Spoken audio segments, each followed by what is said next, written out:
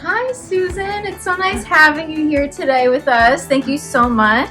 Oh, thank you so much for asking me, Taylor. You know, I walked in and I have to tell you, this is so impressive. I mean, I felt like, truly, I felt like I've lived here all my life, and I felt like this was in a New York City showroom or something. The displays, they're so detailed, they're tastefully done. I wouldn't know what I would want. They're all so beautiful and just a beautiful setting. So just a shout out to... For anyone that doesn't know, we're in the Homestead showroom. I'm sure you recognize the background.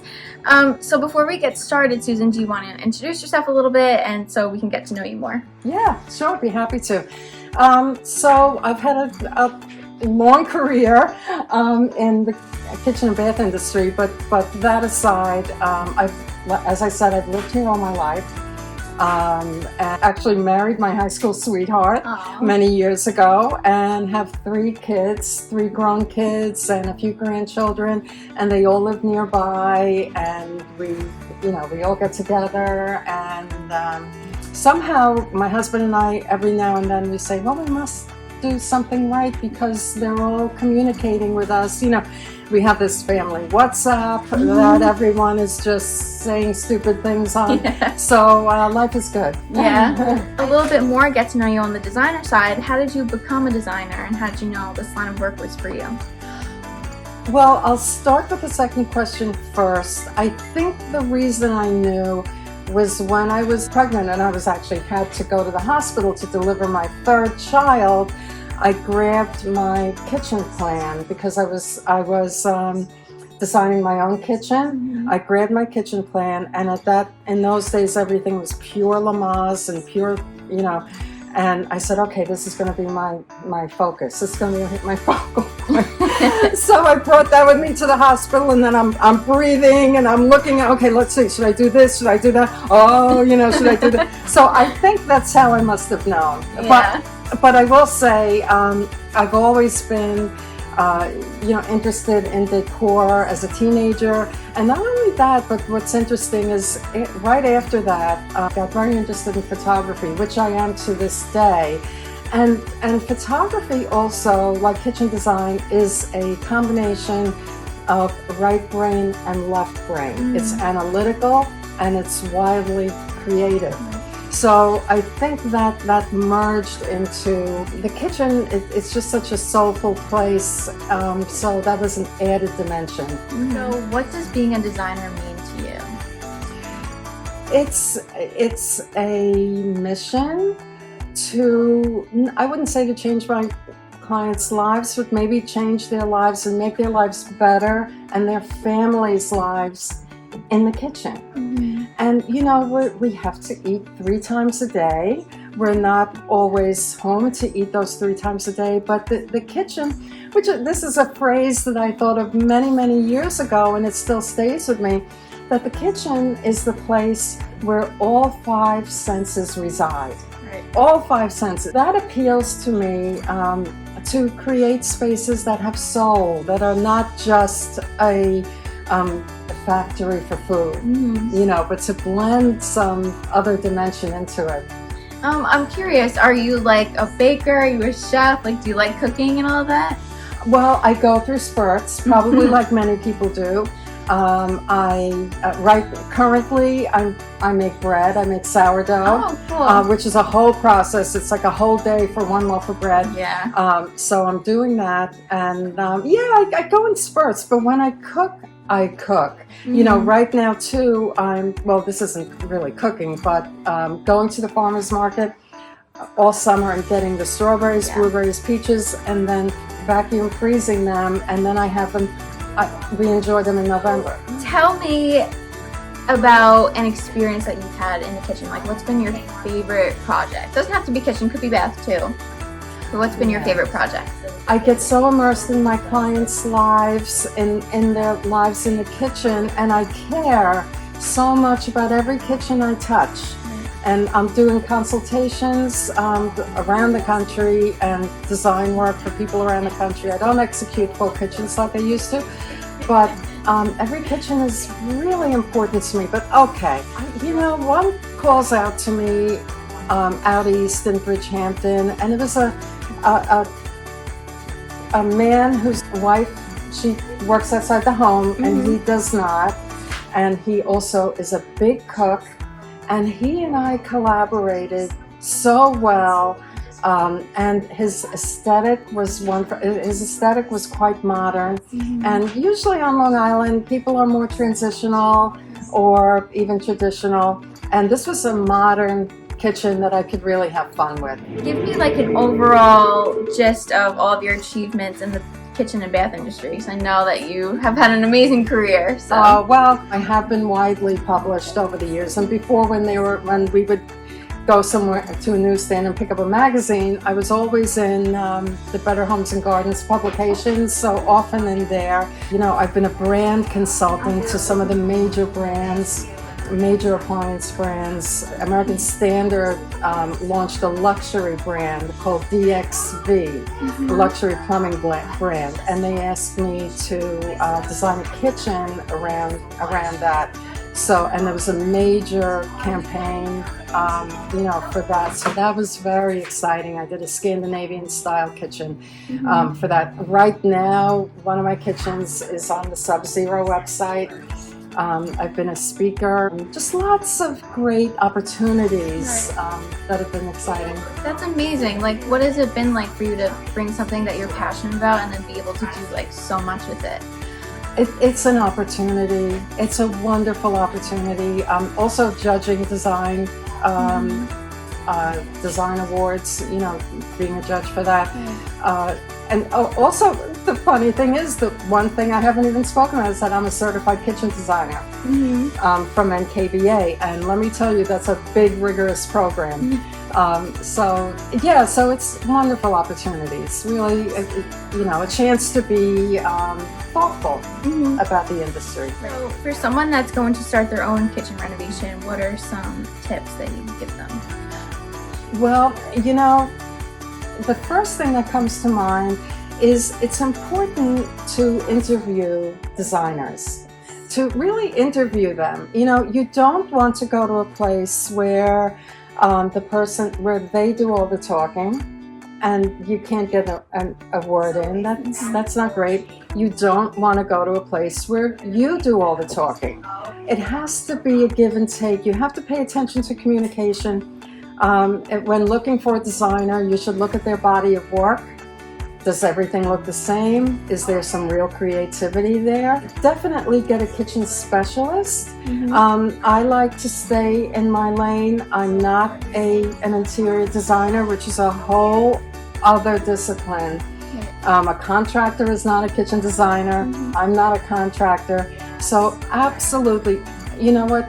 The quick way to remember it is put your weight on the professional that does what they do every day. So have there been any clients that you've had that have made a few mistakes before hiring a designer and you had to like kind of go in and fix that? Oh yes, most people only do a kitchen once. Right. I mean, maybe twice, but when you really think about it, you have to get it right. You have to get it right. So yes, people, sometimes people, mostly in my consulting, I have video online consulting, people from all over will say, I just want you to look at this, I'm not sure. And I look at it and I say, oh my goodness. And then I say, I'm so glad you contacted me, A, B, C, D. And they are thrilled. They are thrilled that they had this opportunity to talk to an expert. Right. So yeah, an expert is important. What is your personal or signature style if you have one? I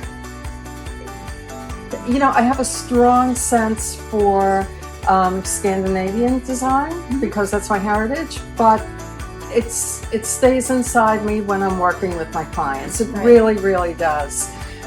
So a signature style, no, I wouldn't say so, because it's just taking time, being thoughtful. I don't just call it in. I don't just run up the cabinets, okay, this wall, that wall. Right. And I mean, that's easy. I could do that in half an hour. I could probably make a lot more money. I don't have a good business model because I take so much time. Yeah. But yeah, that's You really tailor it to your client. you have to and a lot of times it's again what I love about the process. It's like peeling back an onion, and the client will say, "Oh no, I have to have this over here," and then it's a whole redesign of the kitchen, and I'm thinking, you know what, it may not be the best place there. So my approach is to not yes my clients and not push them. So it's a little bit of a dance. So what are your thoughts on trends versus timelessness? Yeah, that's a great question, very important question. It's a controversial question because now what's so popular are, let's say, marble countertops. Right. They're everywhere. And people say, well, marble is classic. It's classic. And my response is, yes, it is classic. But I don't think the Romans had white shaker cabinets and marble countertops and a marble backsplash and sub-zero refrigerator. Right. So what that means is when you see it everywhere, it's a trend. I have been in this business long enough, since really the late 80s, probably 15 years before you were born, maybe 20, that I have seen trends come and go. There's only a couple of trends that have still stood the test of time. But back in the day, way back in the day, there was 4x4 tumbled marble, they called it. And it's 4x4 tiles. And everyone said, it's classic, it's classic, it's, the streets of Rome. And that trend came and went. Right. Same thing for black kitchens. There was a moment in 2007 where black was everywhere. I have pictures from the kitchen show. Yeah. It went away. I mean, now it's a little more prevalent. You're using it in small doses, and that's the key. If you love a trend, use it in small doses. Right. I think that it's become more dangerous in that, like, now there's social media. So Pinterest, I know, is like the main culprit for all of this. Like, people see a picture and they're like, oh, I want this. And they don't realize that that's just like a trendy thing, And no, they don't realize that they need I did a really expensive kitchen 5-6 years ago, and the client wanted about 3 strong elements, big strong elements in the kitchen that were trends. And I said, oh, you can have whatever you want if you love it, but you have to know that these are trends. And they wanted it and they loved it, and that's okay. Right. But you have to, you really have to be pragmatic about it. And you have to be honest about it. Do you want your kitchen dated? It will be dated. In 5 years, I'm not so sure marble countertops will be out there, and do you want that? So just be careful. I'm doing a dark kitchen right now, and I love it too. It's dramatic.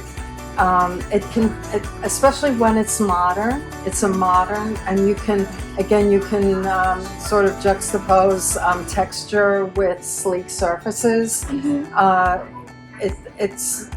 It's really cool, and it's elegant, and it's very elegant, especially when it's done modern. I've been very influenced by the kitchen shows that I've gone to in Milan.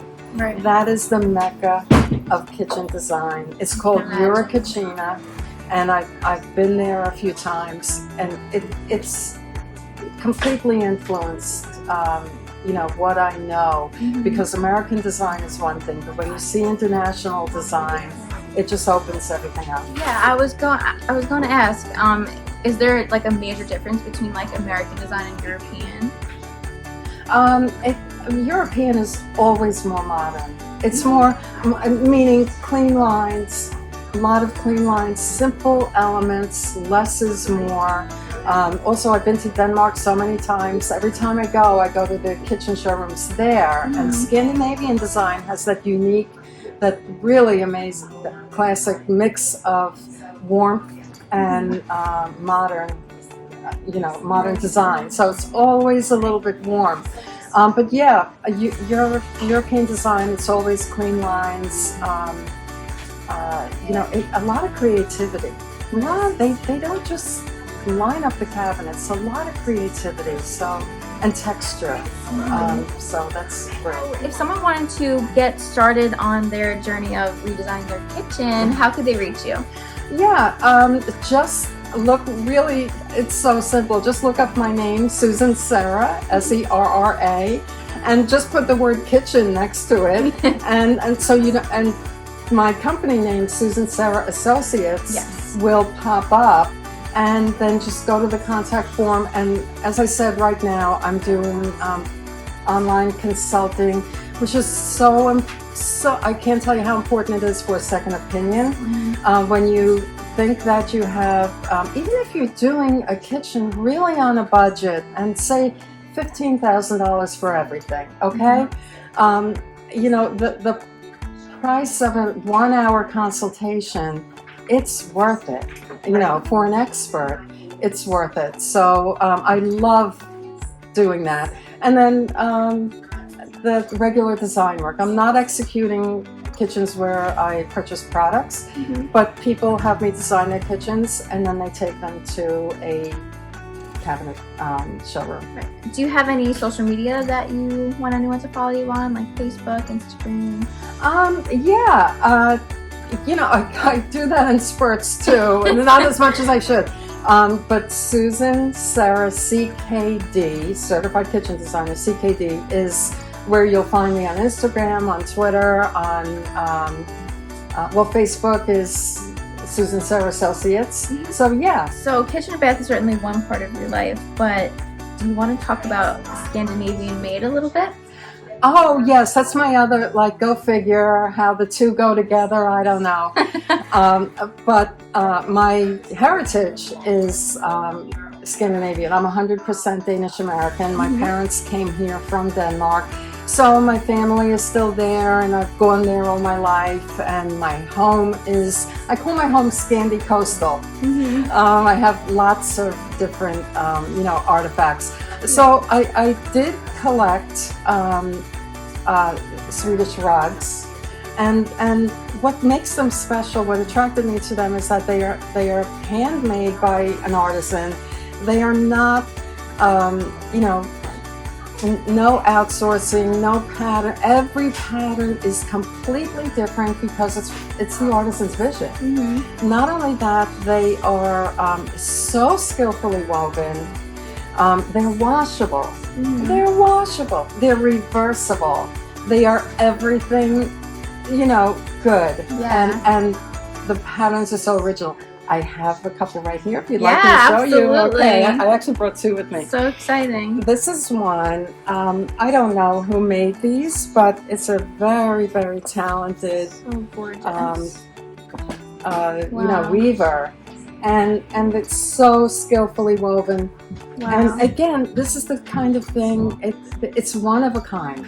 It's one of a kind. And sure, put it anywhere in the home, and hope we can talk about that too. And then I have another one. This is newer. I'm not sure exactly how new this one's probably 20, 30 years old. I have rugs from the early 1900s. Really? They last. They're durable. It's not the kind of thing that, okay, I'm going to get it at Home Goods and it'll last 5 years. These last decades.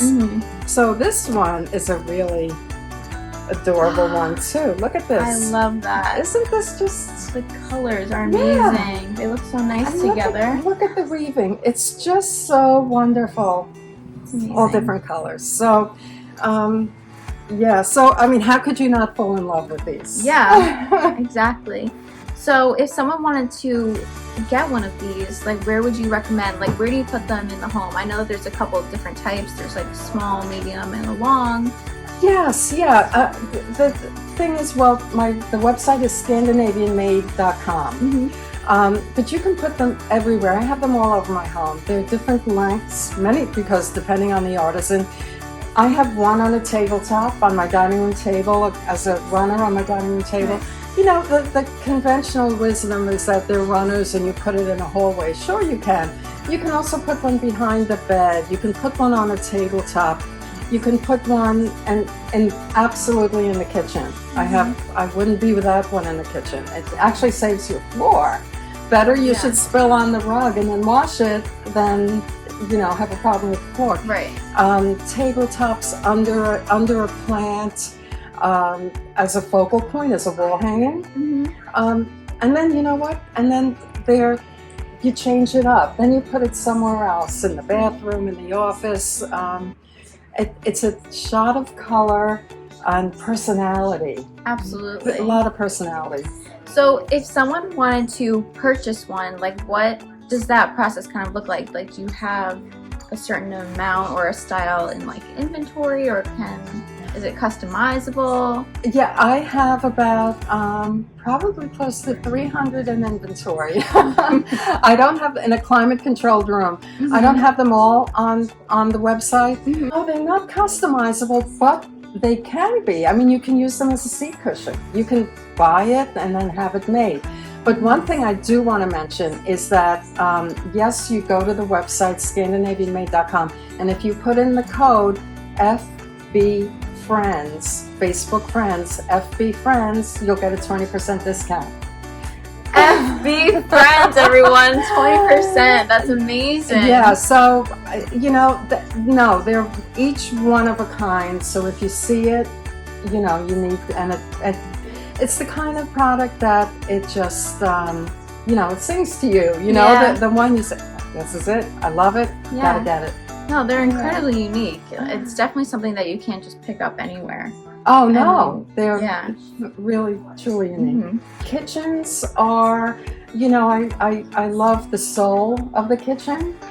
These rugs each have a soul. Right. They have a history. They have a soul. They have everything. They have beauty. They have practicality. They have a skillful design. But it's really, you know, especially the rugs I have from the 20s, 30s, and 40s that are in perfect condition. They're a little worn, but that's the patina of them. I think now and then, what were the conditions of that woman weaving? Was she in a farmhouse in Sweden? And some of the older rugs, I think, was there electricity? Did she only weave during the daytime hours? What was her life like? Some of the rugs, interestingly, have rarely been used because they would weave these beautiful rugs and then only take them out for special occasions. So surprisingly, there are some there are rugs in very good condition, some old ones. Yeah, that's very cool that you have them from so long ago. Yeah. That's awesome. And that they stay in perfect condition. They do. I mean, they get worn, but that, not like, terribly. Adds to the character of it. It does. Some of them, I have a few that are really worn. I mean, I love them just as much, if not more, because that's a contrast, a visual contrast, the texture to, say, a modern kitchen. These are wonderful in modern kitchens. You have the sleekness of the modern, and then you have the texture. So it goes with any decor, really. Right. So thank you so much for joining me. This has been so great to get to know you. Oh, this has been, I've enjoyed this tremendously. I can't believe this place is so amazing. I mean, you have everything. It was really a pleasure to come here. We do have everything. So, thank you so much for watching. If you are a designer and you want a chance to be spotlighted, please don't hesitate to reach out to me, Taylor Hoteling on Facebook, or you can message the Homestead Window Treatments also on Facebook. Join our Facebook group, I Love Interior Design Long Island, and we'll see you next time. Thank you.